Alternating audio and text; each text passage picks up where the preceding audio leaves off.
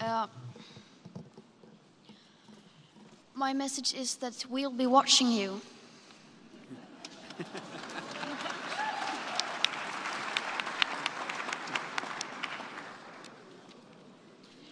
This is all wrong. I shouldn't be up here.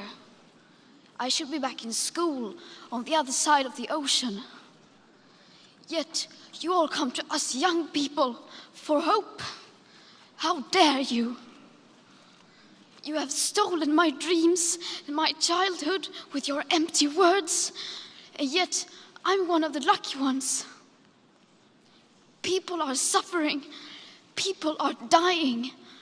Entire ecosystems are collapsing. We are in the beginning of a mass extinction, and all you can talk about is money and fairy tales of eternal economic growth. How dare you? For more than 30 years, the science has been crystal clear. How dare you continue to look away and come here saying that you're doing enough when the politics and solutions needed are still nowhere in sight? You say you hear us and that you understand the urgency. But no matter how sad and angry I am, I do not want to believe that. Because if you really understood the situation and still kept on failing to act, then you would be evil, and that I refuse to believe. The popular idea of cutting our emissions in half in 10 years only gives us a 50% chance of staying below 1.5 degrees and the risk of setting off irreversible chain reactions beyond human control. 50% may be acceptable to you, but those numbers do not include tipping points, most feedback loops, additional warming hidden by toxic air pollution, or the aspects of equity and climate justice. They also rely on my generation sucking hundreds of billions of tons of your CO2 out of the air with technologies that barely exist. So a 50% risk is simply not acceptable to us, we who have to live with the consequences. With today's emissions levels, that remaining CO2 budget will be entirely gone within less than 8.5 years. There will not be any solutions or plans presented in line with these figures here today, because these numbers are too uncomfortable, and you are still not mature enough to tell it like it is. You are failing us, but the young people are starting to understand your betrayal. The eyes of all future generations are upon you. And if you choose to fail us, I say we will never forgive you. We will not let you get away with this. Right here, right now, is where we draw the line. The world is waking up, and change is coming whether you like it or not. Thank you.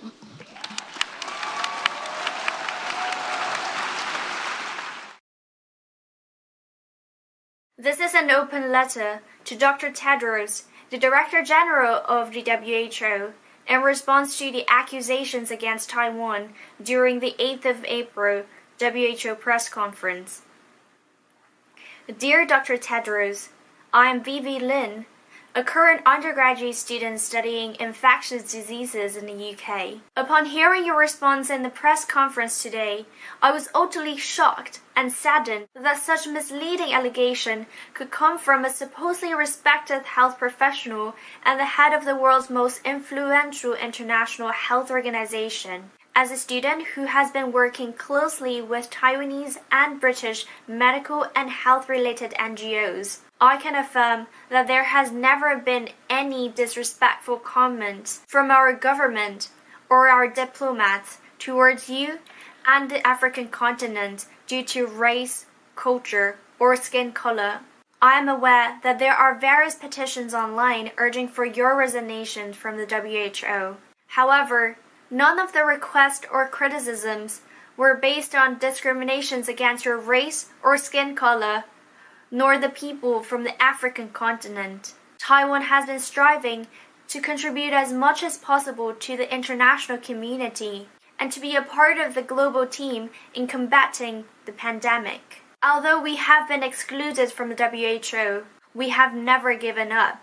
Our government has done an exemplary job in containing the virus, a feat that has been praised by health professionals and officials from all around the world. And now we have some spare capacity. We're sending aid to our airlines and other countries in Europe, America, and in Africa who have been harshly impacted by the current outbreak. According to our health professional who used to work closely with various countries in Africa, a temporary hospital has been built by Taiwan in Eswatini at the moment, and some important medical supplies sent by Taiwan are finding their way to Africa as well. With all the aforementioned in mind, how can you, in a few sentences, attempt to smear Taiwan's reputation with such false and irresponsible accusations?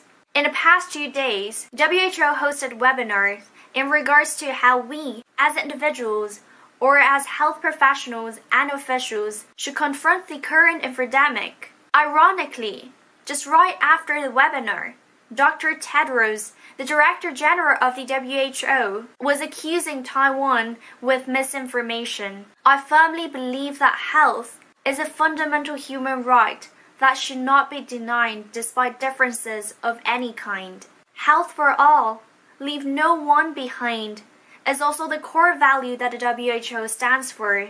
Please do not forget your dedication as a public health professional and the vows that you made when you ascended to the honorable positions that you are sitting at right now. Health of people in the world comes first, not politics. We're now facing the most challenging health crisis of our time. Taiwan cares about people's health. We are willing to help, and we are helping now. Taiwan is a country that stands for progressive values, and we, as the Taiwanese people, are also known for our appreciation for diversity. We have never criticized you, nor your actions, based on your race, culture, or skin color. I, on behalf of my beloved country and people, am now asking for an apology from you under the current circumstance. Thank you for your time.